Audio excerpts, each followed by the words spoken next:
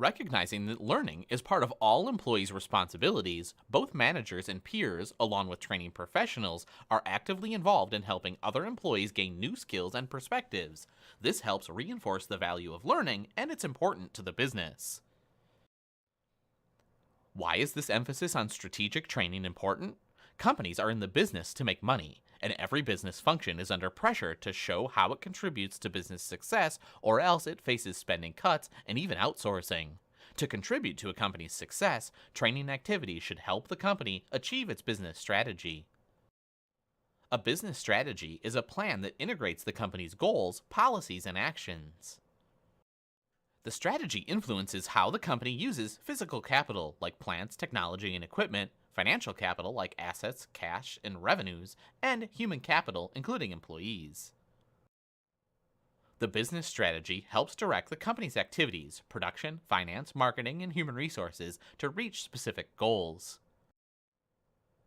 The goals are what the company hopes to achieve in the medium and long-term future. There are both direct and indirect links between training and business strategy and goals. Training that helps employees develop the skills needed to perform their jobs directly affects the business. Business strategy has a major impact on the type and amount of training that occurs and whether resources like money, trainers' time, and program development should be devoted to training. Also, strategy influences the type, level, and mix of skills needed in the company. Strategy has a particularly strong influence on determining the following: the amount of training devoted to current or future job skills, the extent to which training is customized for the particular needs of an employee or is developed based on the needs of a team, unit, or division, whether training is restricted to specific groups of employees, such as persons identified as having managerial talent, or open to all employees, and whether training is planned and systematically administered, provided only when problems occur, or developed spontaneously with reaction to what companies and competitors are doing. Traditionally, training has been seen as an event or program designed to develop specific, explicit knowledge and skills. But managers and trainers and human resource professionals have begun to recognize the potential contribution to business goals of knowledge that's based on experience, which is impossible to teach in a training program. And they have been broadened with the role of training to include learning and designing new ways of creating and sharing knowledge. Strategic training and development is critical to business strategy, including identifying business strategy, choosing strategic training and development initiatives that support the strategy, providing training and development activities that support the strategic initiatives, and identifying and collecting metrics to demonstrate the value of training. A learning organization is a company that has an enhanced capacity to learn, adapt, and change. Training processes are carefully scrutinized and aligned with company goals. In a learning organization, training is seen as one part of a system designed to create human capital. The essential features of a learning organization appear to include the following. Note that the learning organization emphasizes that learning occurs not only at the individual employee level, as we traditionally think of learning, but also at a group and organizational level. The learning organization emphasizes knowledge management. In a supportive learning environment, employees feel safe expressing their thoughts about work, asking questions, disagreeing with managers, and admitting mistakes. Knowledge creation, dissemination, sharing, and application are practiced. Systems are developed for creating, capturing, and sharing knowledge. Managers actively question and listen to employees, encouraging dialogue and debate. Managers are willing to consider alternative points of view. Time is devoted to problem identification, learning processes and practices, and post-performance audits. Learning is reviewed, promoted, and supported.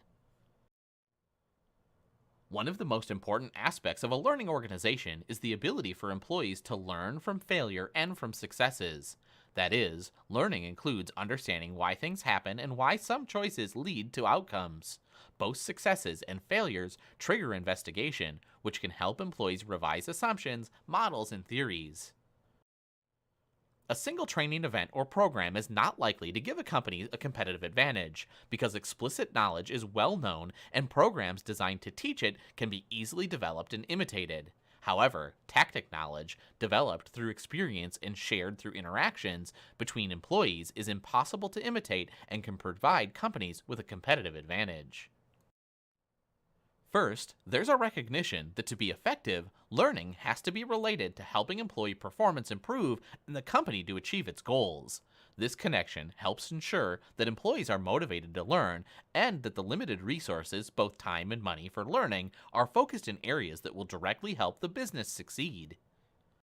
Second, unpredictability in the business environment in which companies operate will continue to be the norm. Because problems cannot be predicted in advance, learning needs to occur on an as-needed basis.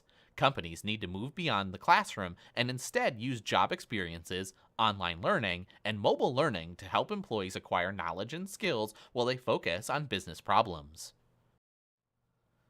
Third, because tactic knowledge is difficult to acquire in training programs, companies need to support informal learning that occurs through mentoring, social networks, and job experiences. Fourth, learning has to be supported not only with physical and technical resources, but also psychologically. Creating and sharing knowledge refers to a company's development of human capital. Human capital includes cognitive knowledge, know what, advanced skills, know how, systems understanding and creativity, know why, and self-motivated creativity, care why. Traditionally, training has focused on cognitive and advanced skills. To create and share knowledge, companies have to provide the physical space and technology, like email, websites, and social networks, to encourage employee collaboration and knowledge sharing. As companies recognize the value of training and development and view them as part of the broader learning strategy, key capabilities are needed. These capabilities include alignment of learning goals to business goals, measurement of overall business impact of the learning function, movement of learning outside the company to include customers, vendors, and suppliers. In addition, a focus on developing competencies for most critical jobs, integration of learning with other human resource functions such as knowledge management, performance management, and talent management, delivery of approaches that include classroom training as well as e-learning, and the design and delivery of leadership development courses. These capabilities are part of the strategic training and development process. Let's explore a model of the strategic training and development process with examples of strategic initiatives, training activities, and metrics. This model shows that the process begins with identifying the business strategy. Next, strategic training and development initiatives that support the strategy are chosen. Translating these strategic training and development initiatives into concrete training and development activities is the next step of the process. The final step involves identifying measures or metrics. These metrics are used to determine whether training has helped contribute to goals related to business strategy. 5 major components are part of developing a new business strategy or changing an existing one. The first component is the company's mission, which is a statement of the company's reason for existing. Company missions vary, but they typically include information on the customer served, why the company exists, what the company does, the value received by customers, and the technology used. The mission statement is often accompanied by a statement of the company's vision or values. The vision is a picture of the future the company wants to achieve, while the values are what the company stands for. The second component is company goals, which are what the company hopes to achieve in the midterm to long term. They reflect how the mission can be carried out. Training can contribute to a number of different business goals. Both for-profit and not-for-profit companies often include goals related to satisfying stakeholders. The term stakeholders refers to shareholders, if the company is publicly traded and for-profit, the community, customers, employees, and all other parties that have an interest in seeing that the company succeeds. A third and fourth component, external and internal analysis, are combined to form what's called a SWOT analysis. A SWOT analysis consists of an internal analysis of strengths and weaknesses and an external analysis of opportunities and threats to the company that currently exist or are anticipated. External analysis involves examining the operating environment to identify opportunities and threats. Internal analysis attempts to identify the company's strengths and weaknesses. The strategic choice, represented by SWOT analysis, is believed to be the best alternative to achieve the company's goals. Strategic training and development initiatives are learning related actions that a company should take to help achieve its business strategy. The strategic training and development initiatives vary by company depending on a company's industry, goods, goals, resources, and capabilities. The initiatives are based on the business environment and an understanding of the company's goals and resources, and insight regarding potential training and development options. They provide the company with a roadmap to guide specific training and development initiatives. There's a tendency to have a disconnect between the strategy and the execution of strategy. To avoid this, learning professionals need to reach out to managers to ensure that the strategic training initiatives and training activities are aligned with business strategy and that necessary financial resources and support are provided to carry out training activities. To contribute to a company's business strategy, it's important that the training function understand and support it and provide value to its customers. Training plans include both technical and interpersonal skills required for each group and how those skills will be developed. To ensure that training plans help meet business needs, they are updated on a quarterly basis, and monthly meetings are held to include both training staff and business leaders who review training needs to discuss future business plans. The training staff focuses on identifying the 3 to 5 initiatives that are most important to support business strategy. After a company chooses its strategic training and development initiatives related to its business strategy, it then identifies specific training and development activities that will enable these initiatives to be achieved. How does a company determine whether training and development activities actually contribute to the business strategy and goals? This determination involves identifying and collecting metrics, business-level outcomes chosen to measure the overall value of training and learning initiatives. The business-related outcomes should be directly linked to the business strategy and goals. Some companies use the balanced scorecard as a process to evaluate all aspects of the business. The balanced scorecard is a means of performance measurement that provides managers with a chance to look at overall company performance or the performance of departments or functions, such as training, from the perspective of internal and external customers, employees, and shareholders. The balanced scorecard consists of 4 different perspectives: customer, internal, innovation and learning, and financial. The emphasis and type of indicators used to measure each of these perspectives are based on the company's business strategy and goals. The 4 perspectives and examples of metrics used to measure them include customer, like time, quality, performance, service, and cost; internal, processes that influence customer satisfaction; innovation and learning; operating efficiency, employee satisfaction, continuous improvement, and so on; and finally financial, including profitability, growth, and shareholder value. Metrics that might be used to assess training's contribution to the balanced scorecard include employees trained, training cost, and training cost per hour. In short, training is influenced by a number of factors. The roles that employees and managers have in a company influence the focus of training, development, and learning activity. Traditionally, employee roles were to perform their jobs according to their manager's directions. Employees were not involved in improving the quality of products or services. The degree to which a company's units or businesses are integrated affects the kind of training that takes place. In a highly integrated business, employees need to understand other units, services, and products in the company. Training likely includes rotating employees between different jobs in businesses or business units so that they can gain an understanding of the whole business. The development of global product and service markets is an important challenge for U.S. companies.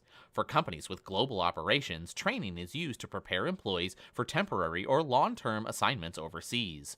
Also, because employees are geographically dispersed outside the United States, companies need to determine whether training will be conducted and coordinated from a central U.S. facility, or will it be the responsibility of satellite institutions located near overseas facilities. A key challenge is ensuring learning is effective for all employees regardless of language they speak or their cultural background. When unemployment is low and or businesses are growing at a high rate of speed, they need more employees. Companies also find it difficult to attract new employees, find employees with necessary skills, and retain current employees. Companies may find themselves in the position of hiring employees who might not be qualified for the job. Also, in these types of business conditions, companies need to retain talented employees. In a knowledge based economy, including the information technology and pharmaceutical areas, product development depends on employees' specialized skills. Losing a key employee may cause a project to be delayed or hinder a company's taking on new projects. Training plays a key role in preparing employees to be productive, as well as motivating and retaining current employees. Studies of what factors influence employee retention suggest that employees rate working with good colleagues, having challenging job assignments, and getting opportunities for career growth and development as top reasons for staying with a company. Human resource management practices consist of the management activities related to investments of time, effort, and money in staffing, determining how many employees are needed, and recruiting and selecting employees, performance management, training, and compensation and benefits. Companies that adopt a state of the art HR practice will contribute to the business strategy and tend to demonstrate a higher level of performance than firms who do not. These HRM practices contribute to the attraction, motivation, and retention of human capital, the knowledge, skills, and abilities embedded in people, which can help a company gain a competitive advantage. Training, along with selection, performance management, and compensation, influence attraction, motivation, and retention of human capital. Training helps develop company specific skills which can contribute to productivity and ultimately company performance. Also, training helps provide the skills that employees need to move into new jobs in the company, therefore increasing their satisfaction and engagement. The type of training and the resources devoted to training are influenced by staffing strategy, by the strategic value of jobs and employee uniqueness, and human resource planning. Staffing strategy refers to a company's decisions regarding where to find employees, how to select them, and the desired mix of employee skills and statuses, temporary, full-time, and so on.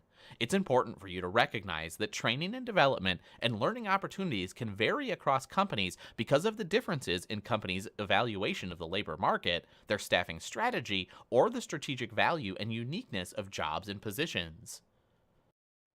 Another strategic consideration affecting how companies invest its training and development resources is based on the different types of employees. One distinction that some companies make is in training and development activities is for managers and individual contributors. Managers may receive development opportunities, such as job experiences and international assignments, that individual contributors do not because they are being evaluated and prepared for leadership positions in the company. Another way different types of employees can be identified is based on their strategic value and uniqueness to the company. Uniqueness refers to the extent to which employees are rare or specialized and not highly available in the labor market. Strategic value refers to employees' potential to improve companies' effectiveness and efficiency. Human resource planning includes the identification, analysis, forecasting, and planning of changes needed for the human resource area to help the company meet changing business conditions. Human resource planning allows the company to anticipate the movement of human resources in the company because of turnover, transfers, retirements, or promotions. Human resource plans can help identify where employees with certain types of skills are needed in the company. Training can be used to prepare employees for increased responsibilities in their current job, promotions, lateral moves, transfers, and downward moves or demotions that are predicted by the human resource plan. Unions' interest in training has resulted in joint union management programs designed to help employees prepare for new jobs. How often and how well a company's training program is used are affected by the degree to which managers, employees, and specialized development staff are involved in the process. If line managers are aware of what development activity can achieve, such as reducing the time it takes to open and fill positions, they may become more willing to become involved in it. Today, companies expect employees to initiate the training process. Companies with greater acceptance of continuous learning philosophies require more development planning. Companies will support training and development activities, such as tuition reimbursement and the offering of courses, seminars, and workshops, but will give employees the responsibility for planning their own development. Training and development planning involve identifying needs, choosing the expected outcome, like behavior change or greater knowledge, identifying the actions that should be taken, deciding how progress towards goal attainment will be measured, and creating a timetable for improvement. To identify strengths and weaknesses and training needs, employees need to analyze what they want to do, what they can do, how others perceive them, and what others expect of them. A need can result from gaps between current capacities and interests and the type of work or position the employee wants to perform in the future. This course describes 4 business strategies: concentration, internal growth, external growth, and divestment, and highlights the implications of each for training. Each strategy differs based on the goal of the business. A concentration strategy focuses on increasing market share, reducing costs, or creating and maintaining a market niche for products and services. Training implications of this strategy include team building, cross-training, specialized programs, interpersonal skill training, and on-the-job training. An internal growth strategy focuses on new market and product development, innovation, and joint ventures.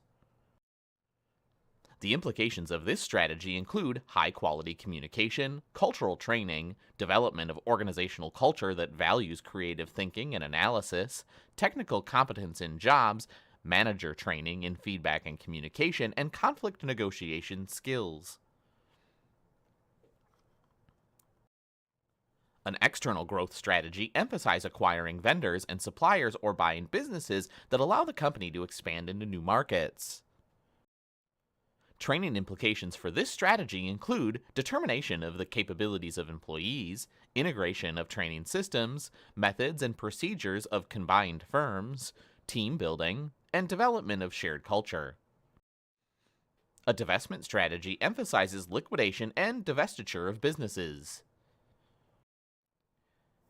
Training implications of this strategy include motivation, goal setting, time management, stress management and cross-training, leadership training, interpersonal communications, outplacement assistance, and job search skills training. Research suggests a link between business strategy and the amount and type of training. A corporate university includes employees, managers, and stakeholders outside the company, including community colleges, universities, high schools, and grade schools. Corporate universities can provide significant advantages for a company's learning efforts by helping to overcome many of the historical problems that have plagued training departments. A corporate university can help make learning more strategic by providing a clear mission and vision for learning and ensuring that it's aligned with business needs. It can also help companies who have a strong business culture and values ensure that they're emphasized in the learning curriculum. Also, the corporate university can control costs and maximize the benefits of learning. This occurs through providing consistent training activities, disseminating best learning practices throughout the company, effectively using technology to support learning, evaluating learning's impact on employees and business results, and establishing partnerships with academia and other company stakeholders such as the community to develop custom training and degree programs. The top 5 organizational goals of corporate universities are to improve customer service and retention, improve productivity, reduce costs, retain talented employees, and increase revenue. A survey found that measuring business impacts was a high priority. 70% of the companies measured business impact through product or service quality and customer service, and more than 50% measured reductions in operating costs and increased revenues. Business-enabled, or BE, learning functions are characterized by 5 competencies: strategic direction, product design, structural versatility, product delivery, and accountability for results. Strategic direction includes a clearly described goal and direction to the department, as well as a customer focus that includes customizing training to meet customer needs and continuously improving programs. A BE learning function not only views trainees as customers, but it also views managers as customers who make decisions to send employees to training, and senior level managers as customers who allocate money for training. BE means the learning function is customer focused. It takes more responsibility for learning and evaluating training effectiveness, provides customized training solutions based on customer needs, and determines when and how to deliver training based on those customer needs. The learning function operates like an external consulting firm. The most noticeable feature of a BE function is its structure. In BE training functions, all persons who are involved in the training process communicate and share resources.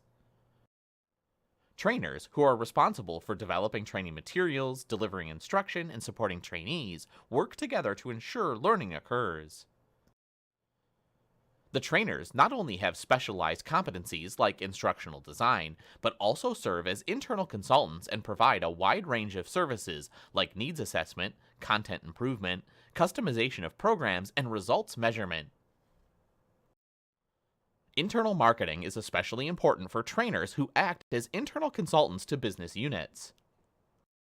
Marketing is important for the successful adoption of new training programs by helping to overcome resistance to change, especially misconceptions about the value of training. Here are some successful internal marketing tactics. Involve the target audience in developing the training or learning effort.